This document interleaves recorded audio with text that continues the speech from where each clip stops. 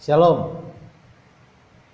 Selamat pagi jemaat Tuhan yang terkasih. Senang sekali bertemu dengan saudara-saudara sekalian pada pagi hari ini.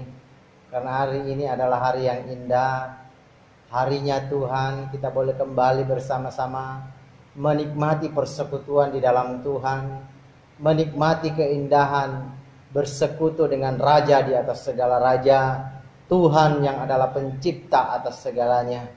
Puji nama Tuhan. Bapak Ibu Saudara, pagi ini kita akan bersama-sama menikmati kebenaran firman Tuhan yang pagi ini terambil di dalam Matius pasal 9 ayat 18 sampai 26. Dan tema kita pada pagi hari ini adalah Yesusku ajaib. Dia sungguh adalah Allah yang ajaib, pribadi yang sungguh berkuasa, pribadi yang sangat dahsyat, sanggup melakukan segala perkara. Segala yang dibuat begitu indah, begitu mencengangkan, membuat banyak orang heran, membuat banyak orang terkagum-kagum, karena sungguh perbuatannya begitu ajaib. Dialah Yesus, Sang Juru Selamat kita, Tuhan kita, yang dapat melakukan segala perkara yang sungguh ajaib dan begitu indah. Bapak Ibu Saudara yang kekasih di dalam Tuhan, pertanyaannya adalah, ada apa dengan Yesus? Apakah yang terjadi dengan Yesus? Ada apa di dalam Yesus itu? Ada dua hal penting yang perlu kita perhatikan di dalam pembacaan ini. Yang pertama adalah Yesus itu adalah sumber kehidupan. Yesus itu adalah yang memberi kita hidup. Yesus itu adalah yang berkuasa atas kehidupan manusia. Yesus itulah yang memberikan kita kekuatan, umur panjang, kesehatan. Dan juga Dia adalah pemilik kita, saya dan Bapak Ibu Saudara sekalian. Bapak Ibu Saudara yang kekasih di dalam Tuhan, Yesus itu adalah Tuhan yang sanggup melakukan segala mujizat. Apa yang tidak bisa dibuat manusia, Dia sanggup untuk lakukan. Perkara-perkara yang begitu mengherankan, Dia lakukan. Perkara-perkara yang begitu ajaib, Dia kerjakan. Dan sungguh itu membuat banyak orang begitu senang. Banyak orang begitu terkagum-kagum bahwa betapa ajaibnya Yesus. Dan kita melihat bahwa memang begitu banyak orang yang terus datang kepada Yesus. Berbondong-bondong, bahkan ribuan orang selalu datang kepada Yesus. Ada yang memang banyak datang adalah membawa orang-orang yang sakit. Dan setiap mereka yang datang dalam keadaan sakit itu disembuhkan. Ada yang datang dengan berbagai juga persoalan. Dan Yesus sanggup untuk memberikan solusi terhadap segala persoalan mereka. Sungguh Dia itu adalah Allah kita yang ajaib. Tuhan di atas segala Tuhan. Tuhan yang sungguh melakukan perkara-perkara yang begitu spektakuler. Ia adalah Tuhan yang layak disembah, layak diagungkan, layak ditinggikan. Karena memang Dia begitu sanggup melakukan hal-hal yang sungguh merupakan kebutuhan manusia. Ada banyak orang yang mentuhankan hal-hal yang lain, seperti mentuhankan pohon, mentuhankan kuburan, mentuhankan batu, mentuhankan dewa-dewa yang lain. Tetapi ternyata bahwa semuanya itu tidak bisa melakukan perkara yang ajaib. Dia hanya berdiam diri saja. Dia sendiri tidak bisa melakukan apa-apa. Dia sendiri tidak bisa berbicara, tidak bisa berjalan. Tetapi Tuhan sanggup melakukan perkara-perkara yang sungguh ajaib bagi kita. Bapak Ibu Saudara yang kekasih, di dalam pembacaan kita ayat 18 saya bacakan bahwa adalah seorang kepala rumah ibadat yang bernama Yairus. Dia itu datang menyembah kepada Yesus. Saya bacakan. Sementara Yesus berbicara demikian kepada mereka, datanglah seorang kepala rumah ibadat lalu menyembah Dia dan berkata, "Anakku perempuan baru saja meninggal, tetapi datanglah dan letakkanlah tanganmu atasnya, maka ia akan hidup." Sungguh ajaib. seorang kepala rumah ibadat datang menyembah Yesus, yang adalah seorang tokoh agama Yahudi. Sangat jarang sekali tokoh agama Yahudi datang kepada Yesus, apalagi menyembah Dia. Mereka rata-rata mengutuki Yesus. Mereka rata-rata benci kepada Yesus, apalagi percaya kepada Yesus. Itu sangat-sangat jarang sekali.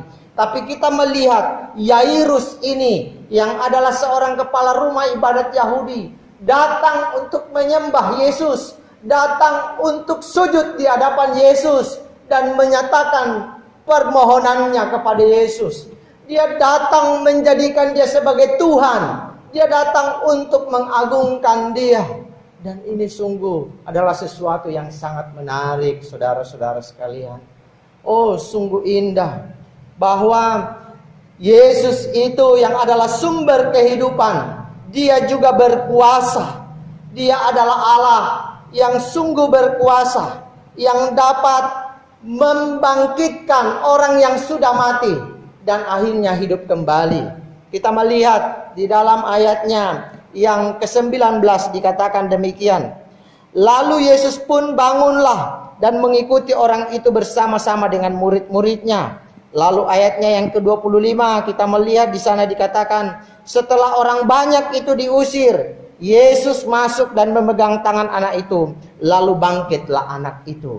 Dan sungguh ajaib yang terjadi.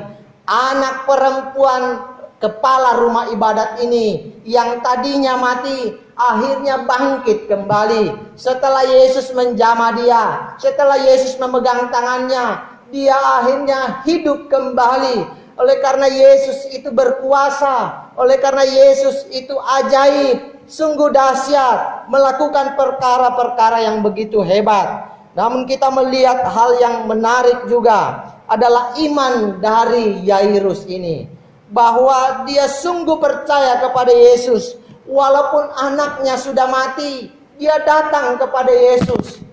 Ini sungguh ajaib, saudara-saudara. Karena kalau seseorang sudah mati, apalagi yang bisa diharapkan? Yang ada adalah ratapan, yang ada adalah tangisan. Dan memang kita melihat bahwa di rumah Yairus waktu itu ada begitu banyak orang yang menangis. Di dalam ayatnya yang ke-23 dikatakan, ketika Yesus tiba di rumah kepala rumah ibadat itu dan melihat peniup-peniup seruling dan orang banyak ribut. Kalau kita melihat di bagian yang lain, di Markus pasal 5 di sana dikatakan bahwa orang banyak di situ ribut dan meratap, mereka menangisi anak ini karena dia sudah mati. Tapi kita melihat sungguh satu hal yang begitu unik, jarang terjadi, bahwa seorang ayah masih memiliki pengharapan, masih memiliki satu iman bahwa anaknya akan hidup kembali. Dan ia lakukan itu, dia datang kepada Yesus memohon. Dan sungguh ajaib, saya mau bacakan di ayatnya yang ke-18 bagian B. Anakku perempuan baru saja meninggal, tetapi datanglah dan letakkanlah tanganmu atasnya, maka ia akan hidup. Sungguh satu permintaan yang begitu indah. Anakku sudah meninggal, tetapi datanglah, letakkan tanganmu atasnya, maka ia akan hidup. Oh, menarik sekali. Dia memiliki iman yang sungguh luar biasa. Anak sudah mati, apalagi yang bisa diharapkan. Tapi dia sungguh percaya, beriman bahwa Yesus sanggup untuk membangkitkan anaknya. Dia percaya bahwa Yesus sanggup untuk menghidupkan kembali anaknya. Dan itu benar-benar terjadi, saudara-saudara. Anaknya hidup kembali. Satu iman yang perlu untuk kita tiru.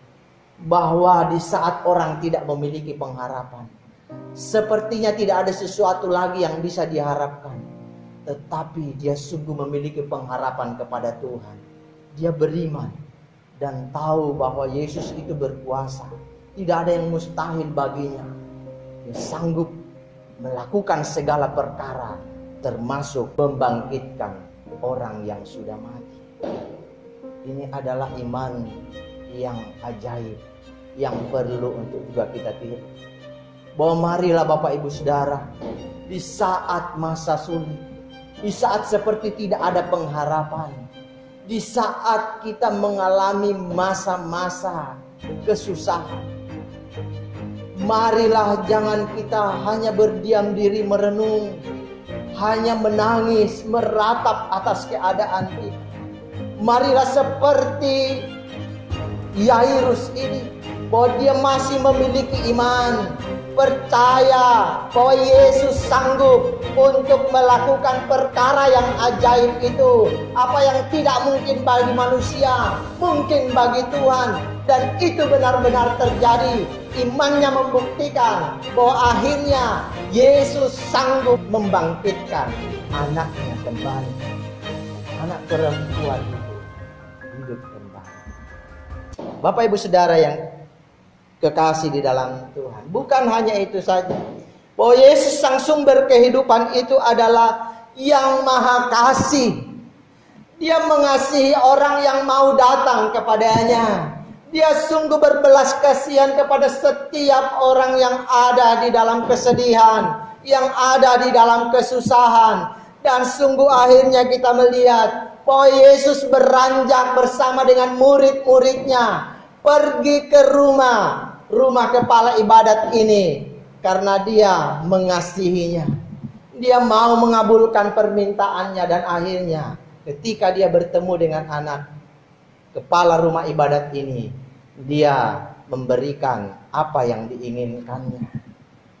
Dia mengasihi. Dia mengasihi siapapun. Siapapun saudara-saudara yang mendengarkan kebenaran firman Tuhan ini. Dia mengasihi Anda. Dia mengasihi saudara. Dia sungguh peduli kepada Anda. Jika Anda mau datang kepadanya, dia mau menyambut Anda. Dia mau untuk memenuhi segala permintaan. Dan apapun kebutuhan Anda, dia mau melakukan itu. Karena dia mengasihi Anda. Dia bahkan bukan mengasihi orang yang baik saja. Orang jahat sekalipun dia kasihi. Karena dia adalah Allah yang maha kasih. Tapi ketika Anda mau datang kepadanya, terlebih kasih itu akan dinyatakan kepada Anda. Karena itu datanglah kepadanya. Jangan engkau menahan dirimu. Jangan engkau hanya berdiam diri saja. Datang kepada Yesus. Nyatakan segala permohonanmu. Nyatakan segala keinginanmu. Bahkan di saat engkau tidak punya harapan lagi, di dalam dia ada harapan. Bahwa ketika engkau beriman kepadanya, percaya kepadanya, dia sanggup melakukan apa yang menjadi keinginanmu. Ada amin. Puji nama Tuhan Bapak Ibu Saudara. Bahwa di dalam Alkitab juga dikisahkan Yesus pernah membangkitkan orang yang sudah 4 hari di dalam kuburan. Dan dia sudah berbau, yaitu Lazarus. Tapi ternyata Yesus sanggup untuk membangkitkan orang yang sudah mati ini. Banyak perkara ajaib yang Yesus lakukan. Dia adalah sumber kehidupan kita. Yang kedua, Bapak Ibu Saudara yang kekasih di dalam Tuhan, ada apa dengan Yesus? Yang kedua adalah Yesus itu adalah sumber kesembuhan. Yesus sanggup menyembuhkan segala sakit penyakit. Dia adalah Tuhan di atas segala Tuhan. Bahkan dia juga adalah dokter di atas segala dokter, yang sanggup menyembuhkan penyakit apapun, yang sanggup untuk membunuh, mengangkat segala sakit penyakit apapun. Karena dia adalah sumbernya kesembuhan. Kalau kita melihat bahwa apa yang dialami oleh perempuan ini di dalam pembacaan kita tadi, ya, bahwa adalah seorang perempuan yang sudah 12 tahun mengalami pendarahan. Dan ini merupakan penyakit yang kronis. Penyakit yang sudah menahun. Penyakit yang sudah lama dia derita. Kita bisa bayangkan seperti apa penderitaan perempuan ini yang datang menjamah jubah Yesus waktu itu. bahwa dia sungguh-sungguh menderita. Dia mengalami itu selama 12 tahun dalam hidupnya. Bahkan Bapak Ibu Saudara, kalau kita melihat, coba mari bersama kita lihat di dalam Markus pasal 5 ayat 26. Markus pasal 5 ayatnya yang ke-26. Di sana lebih jelas kita melihat apa yang terjadi dengan perempuan ini dan apa yang sudah dia kerjakan. Saya mau bacakan. Ia telah berulang-ulang diobati oleh berbagai tabib, sehingga telah dihabiskannya semua yang ada padanya. Namun sama sekali tidak ada faedahnya. Malah sebaliknya, keadaannya makin memburuk. Yang pertama kita melihat adalah bahwa ternyata perempuan ini sudah dari satu tabib ke tabib yang lain. Sudah banyak tabib yang dia datangi. Sudah banyak orang pintar, orang yang mungkin boleh dikatakan dukun waktu itu. Dia datang kepada orang-orang pandai itu supaya dia bisa sembuh atas penderitaan yang dia alami itu. Tapi tidak satu pun tabib yang bisa menyembuhkannya. Tidak satu pun tabib yang sanggup untuk menjawab persoalannya. Bahkan juga kita melihat bahwa dia begitu banyak pengorbanan sampai dikatakan hartanya sudah habis, ya, sehingga telah dihabiskannya semua yang ada padanya. Wow, semua yang dia miliki, harta yang dia miliki rela dia korbankan demi kesembuhannya, karena itu kebutuhan utamanya waktu itu. Karena memang dia sangat menderita dengan pendarahan itu. Dia ingin sembuh. Sehingga apapun yang dia bisa korbankan, dia korbankan. Dan Alkitab berkata bahwa itu sudah dia habiskan untuk pengobatannya. Artinya bahwa dia sudah habis-habisan demi kesembuhannya. Tapi kita melihat bahwa dia tidak sembuh-sembuh. Bahkan di bagian terakhir dikatakan bahwa keadaannya makin memburuk. Bahwa dari satu tabib ke tabib yang lain dan sudah membayar, sudah mengorbankan banyak hartanya, ternyata keadaannya tidak membaik, malah tambah buruk. Tapi kita tahu bahwa perempuan ini tidak berdiam diri saja. Dia memang sudah sering mendengar Yesus. Oh, Yesus itu adalah pribadi yang ajaib, sanggup menyembuhkan segala sakit penyakit. Lalu sekali waktu ketika dia ada kesempatan, dia datang kepada Yesus dan menjamah jubah Yesus waktu itu. Ya. Dan hal yang indah Bapak Ibu Saudara, bahwa perempuan ini punya iman, sama seperti kepala rumah ibadat tadi. Bahwa di saat tidak ada tabib yang mampu menyembuhkannya, dia mau percaya kepada Yesus. Bahwa sekalipun dia tidak bisa untuk langsung dijamah Yesus, tapi dia yang menjamah Yesus. Dia menyentuh, menjamah jubahnya Yesus. Karena itu imannya. Dan akhirnya dia sembuh. Dan ini luar biasa. Iman seorang perempuan yang sudah lama mengalami penderitaan. Iman yang sepertinya tidak mungkin lagi tumbuh. Karena perempuan ini boleh juga dikatakan bahwa mungkin dia tidak punya pengharapan lagi. Karena dia sudah datang kepada banyak orang yang pandai tetapi tidak sembuh-sembuh. Mungkin sewajarnya bahwa dia hanya berdiam diri di rumah saja dan meratapi keadaannya. Karena sudah berusaha, sudah berkorban tetapi tidak sembuh-sembuh. Tapi sungguh dia tidak ada pada posisi itu. Dia ketika bertemu dengan Yesus, dia memiliki satu pengharapan. Dia memiliki iman bahwa Yesus sanggup menyembuhkannya. Dan akhirnya ketika dia jamah jubah Yesus dan Yesus mengatakan sesuatu kepadanya, dia pun sembuh. Iman yang luar biasa. Bapak Ibu Saudara, di sini juga kita melihat bahwa Yesus itu punya banyak cara untuk melakukan segala sesuatu. Yesus sanggup menyembuhkan orang dengan segala cara.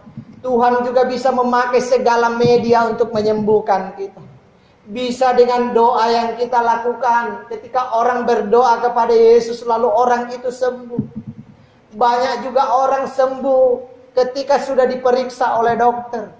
Orang sembuh karena obat. Orang sembuh juga karena mungkin memakai alat-alat tertentu, media-media tertentu. Dan kita percaya bahwa Tuhan bekerja atas media-media itu. Tuhan bekerja atas segala sesuatu. Dan Tuhan sanggup memakai media itu untuk menyembuhkan orang.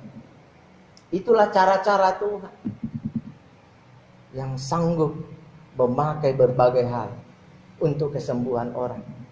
Dan ini yang terjadi pada perempuan ini. Bahwa ketika jubah Yesus dijamah sekalipun, dia akhirnya sembuh. Hal yang luar biasa Bapak Ibu Saudara yang kekasih di dalam Tuhan. Yesus adalah sumber kesembuhan. Dia dapat menyembuhkan segala sakit, penyakit yang berat sekalipun, yang kronis sekalipun. Yang terpenting adalah datanglah kepadanya. Datanglah dengan kesungguhan hati, dengan ketulusan kita untuk sungguh-sungguh meminta pertolongan Tuhan. Itu yang Tuhan inginkan saat ini. Sehingga kita memperoleh apa yang kita inginkan. Bukan tidak mungkin apa yang dialami oleh Yairus. Anaknya yang sudah mati bisa hidup kembali. Perempuan yang sudah 12 tahun menderita pendarahan, yang sudah banyak datang kepada orang pandai tetapi tidak sembuh-sembuh. Tapi ketika bertemu dengan Yesus, akhirnya mengalami kesembuhan. Yairus anaknya hidup kembali. Persoalan apakah yang saudara-saudara sedang alami saat ini? Tidak ada yang begitu berat bagi Tuhan. Dia sanggup untuk memberikan segala yang engkau perlukan. Marilah datang kepadanya. Sembah dia. Percaya kuasanya. Jangan engkau sekalipun ragu kepada kuasanya. Oh, Yesus kita adalah Yesus yang ajaib. Datanglah kepada dia. Karena dia menyambut saudara-saudara sekalian. Dia mengasihi saudara. Dia tidak akan pernah menolak saudara ketika engkau datang kepadanya. Mari, berikan dirimu untuk sungguh-sungguh datang kepada Tuhan. Jangan jemu-jemu. Ambil waktu setiap saat untuk bisa duduk di kaki Tuhan. Nyatakan imanmu kepadanya. Percayamu bahwa dia sanggup untuk memberikan jalan keluar bagi persoalan. Yesus kita ajaib. Dia adalah sumber kehidupan kita, sumber kesembuhan kita, bahkan juga sumber kekuatan kita. Segala kebutuhan hidupmu hanya bisa terpenuhi di dalam Yesus. Agungkan dia, sembah dia. Terpujilah Tuhan. Tuhan Yesus memberkati kita semua. Mari kita berdoa. Bapa di dalam surga, terima kasih untuk kebenaran firman-Mu pada pagi hari ini yang sungguh indah bagi kami. Bahwa Yesus kami adalah ajaib. Mari Tuhan, Engkau menjamah setiap kami yang mau datang kepadamu. Dan kami percayakan hidup kami kepadamu, yang adalah sumber kehidupan kami, sumber kesembuhan kami, sumber segala-galanya bagi kami. Terpujilah nama-Mu, teguhkan firman-Mu di dalam hati kami semua. Dalam nama Tuhan Yesus. Jemaat Tuhan yang kekasih, arahkanlah hati pikiranmu kepada Tuhan, terimalah berkat-Nya. Tuhan memberkati engkau dan melindungi engkau. Tuhan menyinari engkau dengan wajah-Nya dan memberi engkau kasih karunia. Tuhan menghadapkan wajah-Nya kepadamu dan memberi engkau damai sejahtera. Haleluya. Amin. Selamat pagi, selamat hari Minggu. Tuhan Yesus memberkati kita semua. Amin.